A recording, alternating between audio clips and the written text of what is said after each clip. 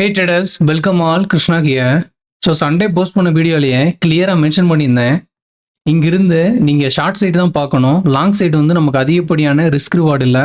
இங்கே நம்ம long side போனோம் அப்படின்னா பாசிபிள் வந்து நம்மளோட ஸ்டாப் லாஸ் ஹிட் ஆகலாம், இல்லை அந்த ட்ரேடில் வந்து நம்ம லூஸ் பண்ணலாம். அதை தான் நான் மெயின் பண்ணியிருந்தேன். நான் சொல்கிறேன், இதில் வந்து நான் கண்டிப்பாக லாங் சைடு பார்க்க மாட்டேன், ஷார்ட் சைடு தான் பார்ப்பேன். இன்கேஸ் நான் எதுவும் ட்ரேடை ஃபைன் பண்ணேன் அப்படின்னா கண்டிப்பாக டெலிகிராம் சேனலில் அப்டேட் பண்ணுறேன். பட் எகெயின் பாருங்கள், மார்க்கெட் அந்த ரெசிடென்ட் ஜோன்லேருந்து பிரேக் அவுட் பண்ணி மேலே போகாமல் அங்கேருந்து ரிவர்சல் ஆயிருக்கு. ஸோ எஸ்டர்டேயும் நிஃப்டி வந்து பார்த்தீங்கன்னா ஒரு சின்ன மூவ்மெண்ட் கொடுத்துச்சு. ஸோ இன்றைக்கி பார்த்தீங்கன்னா நல்ல டிராஸ்டிக்கலாகவே செல் ஆஃப் ஆகிருக்கு பேங்க் நிஃப்டி அண்ட் நிஃப்டியில். ஸோ மார்னிங்கே நான் கிளியராக அப்டேட் பண்ணியிருந்தேன், நிஃப்டி அண்ட் பேங்க் நிஃப்டி வந்து கன்சோலிடேட் ஆகிட்டு இருக்குன்னு. ஸோ அதுக்கு முன்னாடி என்ன சொல்லியிருந்தேன்னா 24,500ங்கிறது ஒரு இம்பார்ட்டண்டான சப்போர்ட் லெவல் இன்னைக்கு அப்படின்னு சொல்லியிருந்தேன். எகெயின் அந்த லெவலில் பிரேக் அவுட் பண்ணதுக்கப்புறம் அதிகப்படியான மூவ்மெண்ட் கொடுச்சு. ஸோ மார்னிங் வந்து அதிகப்படியான வால்யூம் இல்லாதனால நான் என்ன நினச்சேன் அப்படின்னா இன்றைக்கி நியூட்ரலாக போகலாம், அதாவது ஒரு ரேஞ்ச் மூன்லேயே கன்சோலிடேட் ஆகலாம், அதுதான் என்னோட வியூவாக இருந்துச்சு. பட் அதுக்கப்புறம் பார்த்தீங்கன்னா மார்க்கெட் வந்து டிராஸ்டிக்கலாக டவுன் சைடு போக ஆரம்பிச்சிருச்சு. ஸோ ஐடி செக்டரில் வந்து நான் இன்னைக்கு ஃபோக்கஸ் பண்ண போகிறேன். அதில் அதிகப்படியான ட்ரேட் கிடைக்கிது பாசிபிள் அதிகம், அதையுமே நான் அப்டேட் பண்ணியிருந்தேன். ஸோ ஐடி ஸ்டாக்ஸும் பார்த்தீங்கன்னா மேஜர் ஐடி ஸ்டாக்ஸ் எல்லாமே டவுன் சைடு தான் போயிருக்கு.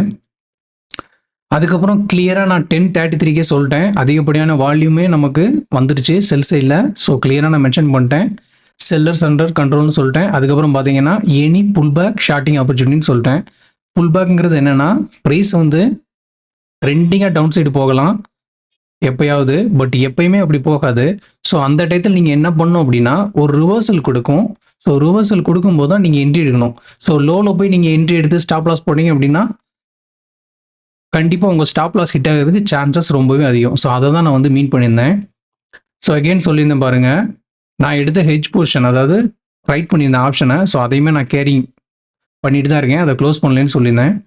எகெயின் பாருங்கள், don't take blind short here அப்படின்னு சொல்லியிருந்தேன். ஸோ பிளைண்டாக ஷார்ட் பண்ணிடாதீங்க, வெயிட் பண்ணுங்கள், டூ இட் ஆன் ஹையர் லெவல்னு சொல்லியிருந்தேன். அதுக்கப்புறம் பார்த்தீங்கன்னா பேங்க் நிஃப்டி ஒரு 200 பாயிண்ட்ஸ் ரெக்கவரி கொடுத்துச்சு. பட் என்ன தான் ரெக்கவரி கொடுத்தாலும் எகெயின் ஆல்ரெடி சொன்ன மாதிரி செல்லர்ஸ் அதிகமாக இருக்காங்க, நம்மளோட செட்டப்பும் பீரிஷாக இருக்குது. அப்படிங்கிறதுனால பாசிபிள் ஷார்ட் சைட், அதாவது மார்க்கெட் கீழே போகிறது தான் possible. So again sell off ஆயிடுச்சு. ஸோ அது எல்லாமே கம்ப்ளீட்டாக அதில் அப்டேட் பண்ணியிருந்தேன். மேபி உங்களுக்கு டைம் இருந்துச்சு அப்படின்னா செக் பண்ணி பாருங்கள். ஸோ மார்னிங் என்ன ஆயிடுச்சு அப்படின்னா பேங்க் நிஃப்டி ஓப்பன் ஆனதுமே ஃபஸ்ட்டு கேண்டில் வந்து புல்லிஷாக இருந்துச்சு. ஸோ அதுக்கப்புறம் பாருங்கள், எஸ்டர்டே லோ வந்து இந்த இடத்துல கட் பண்ணிடுச்சு. ஸோ இதுவரை தான் அப்படியே ப்ரைஸ் வந்து ஒரு ரேஞ்சுக்குள்ளேயே சுற்றிட்டு இருந்துச்சு. ஸோ இதை பிரேக் அவுட் பண்ணதுக்கப்புறமா பாருங்கள், பையிங் சைடு வந்து அதிகப்படியான மூவ்மெண்ட் இல்லை. ஸோ கிளியராக தெரிஞ்சிருச்சு ட்ரெண்டு வந்து பீரிஷாக இருக்குன்னு. ஸோ அதனால தான் அப்டேட் பண்ணியிருந்தேன், செல்லர்ஸ் அண்டர் கண்ட்ரோல்னு. ஸோ அதுக்கப்புறம் பாருங்கள் ஒரு செல்லாக போச்சு. எகெயின் இந்த இடத்துல இருக்கும்போதும் நான் கிளியராக சொல்லியிருந்தேன், இந்த லெவலில் இருந்து நீங்கள் ஷார்ட் பண்ணாதீங்க, ப்ரைஸ் வந்து ஹையர் சைடு மூவ்மெண்ட் கொடுத்துச்சு அப்படின்னா நீங்கள் செல் பண்ணலான்னு. ஸோ இங்கேருந்து பாருங்கள், ப்ரைஸ் ஒரு 200 பாயிண்ட்ஸ் 250 பாயிண்ட்ஸ் மூவ்மெண்ட் கொடுத்துருக்கு. ஸோ எகெயின் நீங்கள் இந்த இடத்துல இருந்து உங்களோட ப்ரைஸ் ஆக்ஷன் செட்டப்க்கு ஏற்ற மாதிரி ட்ரேட் எடுத்திருந்தீங்க அப்படின்னா அட்லீஸ்ட் ஒரு 400-300 பாயிண்ட்ஸ் நீங்கள் கண்டிப்பாக கேப்சர் பண்ணிக்கலாம்.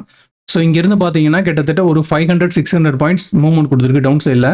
ஸோ பேஸ்ட் ஆன் ப்ரைஸ் ஆக்ஷனில் நீங்கள் கண்டிப்பாக நல்ல ட்ரேட் எடுத்துக்கலாம். ஸோ அதான் நான் சொல்லிட்டு இருந்தேன் guys, சண்டே போஸ்ட் பண்ண வீடியோலையே நம்மளோட செட்டப் வந்து பீரிஷாக இருக்குது. ஸோ இந்த இடத்துல வந்து பாசிபிள் சினாரியோ என்ன அப்படின்னா ஷார்ட் சைடு தான் இருக்குங்கிறத தெளிவாக எக்ஸ்பிளைன் பண்ணியிருந்தேன்.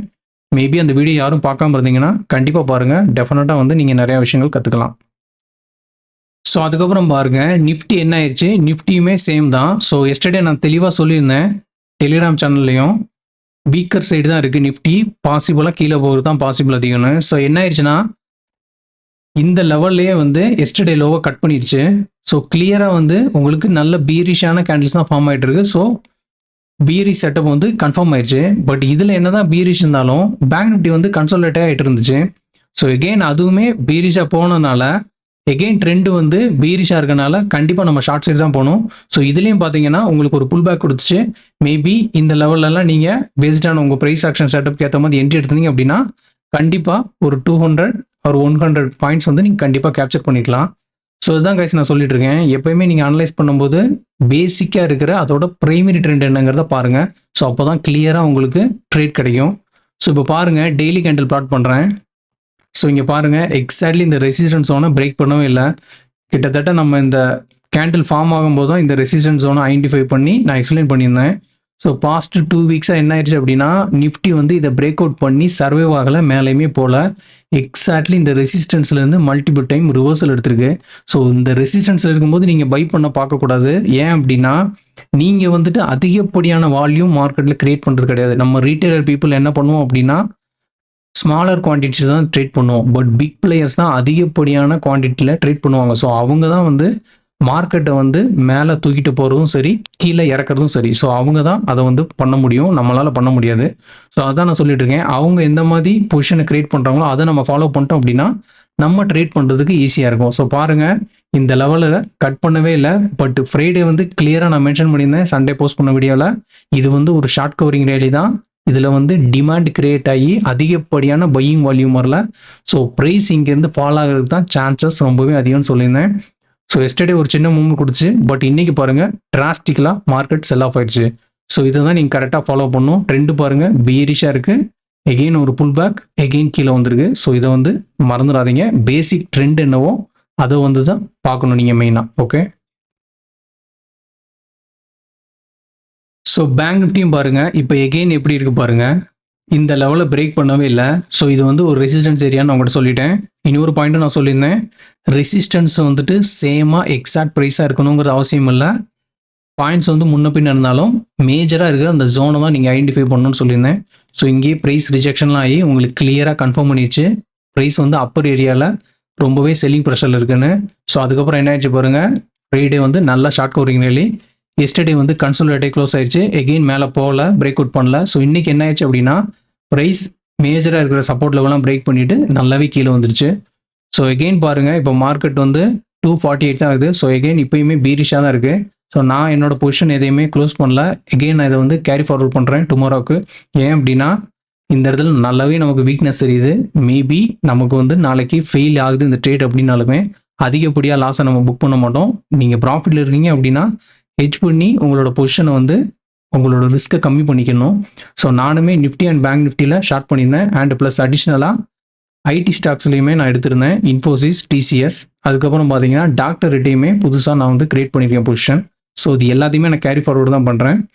பார்க்கலாம் டுமாரோ வந்து நமக்கு எப்படி மார்க்கெட் ஓப்பன் ஆகுதுன்னு பார்த்துட்டு இந்த பொசிஷன் அட்ஜஸ்ட் பண்ணிக்கிடுவேன்.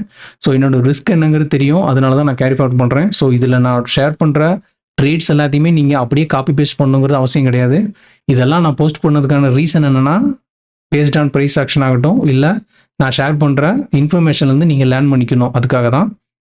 ஓகே, நம்மளோட கண்டென்ட் யூஸ்ஃபுல்லாக இருந்துச்சு அப்படின்னா சப்ஸ்கிரைப் பண்ணுங்கள் அண்ட் உங்கள் ஃப்ரெண்ட்ஸுக்கும் ஷேர் பண்ணுங்கள். உங்களுக்கு எதுவும் டவுட்ஸ் இருந்துச்சு அப்படின்னா கமெண்ட் பண்ணுங்கள். Definitely I will help you. Thank you, bye.